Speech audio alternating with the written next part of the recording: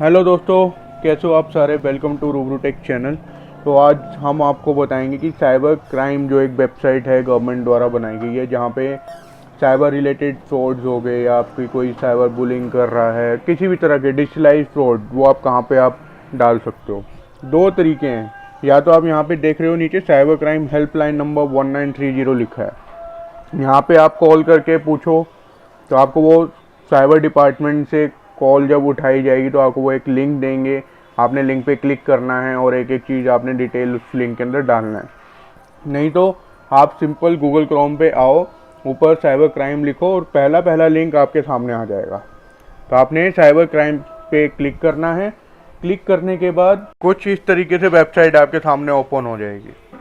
ठीक है, अब यहाँ पे आप देखो 3 तरह के ऑप्शंस हैं। पहला, वुमन चिल्ड्रन रिलेटेड क्राइम्स आप फाइल कर सकते हो। दूसरा, फाइनेंशियल फ्रॉड, अगर आपके साथ में हो गया है, जैसे बैंक से पैसे आपके निकल गए या कुछ भी XYZ, तो आप वो यहाँ पे फाइल कर सकते हो। दूसरा, या फिर मैं साइबर बुलिंग की बात करूँ कि आपकी फ़ोटो का यूज़ करके कुछ गलत काम हो रहा है, तो आप यहाँ पे अदर साइबर क्राइम पे क्लिक कर सकते हो। तो आपने देखना है किस तरह का फ्रॉड है, तो आपने उसी हिसाब से यहाँ पे कंप्लेंट फाइल करनी है। अगर आपके साथ में फाइनेंशियल फ्रॉड हुआ है, बैंकिंग रिलेटेड फ्रॉड हुआ है, तो आपने फाइनेंशियल फ्रॉड के नीचे आप देखो रजिस्टर अ कंप्लेंट, यहाँ पे क्लिक करोगे। यहाँ पे क्लिक करने के बाद आप थोड़ा सा स्क्रॉल करना, फाइल अ कंप्लेंट।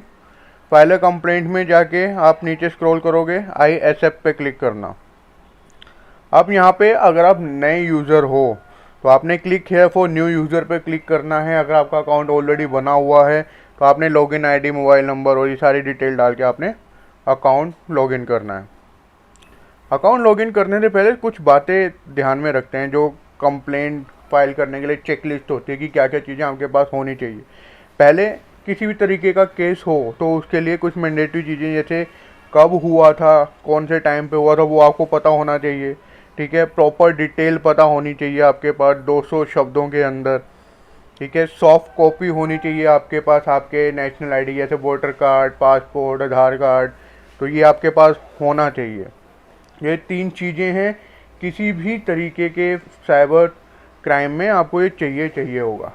अब आगे चलते हैं। अगर मान लो आपके साथ में फाइनेंशियल फ्रॉड हुआ है तो उसके साथ और क्या चीज़ें चाहिए। पहला तो कौन से बैंक में हुआ है, जहाँ पे आपका अकाउंट है वहाँ पे हुआ होगा, या वॉलेट में हुआ है, या किसी दुकानदार के थ्रू हुआ है, मर्चेंट जिसे हम कहते हैं। ठीक है, ट्रांजैक्शन ID आपके पास होनी चाहिए। ट्रांजैक्शन UTR नंबर या रेफरेंस नंबर ये होना चाहिए आपके पास। ठीक है, किस दिन आपने ट्रांजैक्शन करी थी वो आपके पास डिटेल होना चाहिए।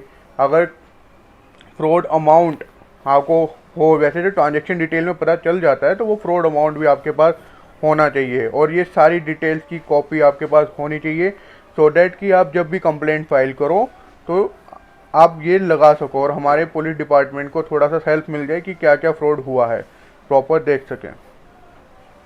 ठीक है, अगर आपके साथ में बैंकिंग फ्रॉड नहीं हुआ है, मतलब पैसे को लेके लेन देन में फ्रॉड नहीं हुआ है, बुलिंग हुई है, जैसे मान लो आपकी फ़ोटो गलत तरीके से ऑनलाइन वायरल हो रही है, एक एग्जांपल के तौर पे, तो उसके लिए आपको ऑप्शनल डिजायरेबल इन्फॉर्मेशन ये वाला ऑप्शन देखना है। यहाँ पे क्या क्या चीज़ें चाहिए। पहला, कहाँ पे हुआ है, व्हाट्सअप, फेसबुक, यूट्यूब कहाँ पे हुआ है। दूसरा, डिटेल आपने प्रॉपर प्रोवाइड करनी है कि आपकी फ़ोटो के साथ छेड़छाड़ी हुई है या कुछ और हुआ है। आपका फ़ोन नंबर, ईमेल ID, आपका अकाउंट नंबर, जो भी यहाँ पे डिटेल लिखी है वो आपने फाइल करके देनी है। तो जब आप लॉगिन करोगे ये डिटेल आपके पास होनी चाहिए। जब आप लॉगिन करोगे एक एक करके ये डिटेल आपसे मांगी जाएंगी, फिर आप उसको सबमिट करोगे। सबमिट करने के बाद OTP पूछा जाएगा। OTP के बाद आपका केस जो है वो फाइल हो जाएगा। तो इस तरह से साइबर क्राइम पोर्टल पर अगर डिजिटलाइज फ्रॉड हो, डिजिटलाइज आपके साथ में धोखाधड़ी होती है, तो हम FIR दर्ज कर सकते हैं।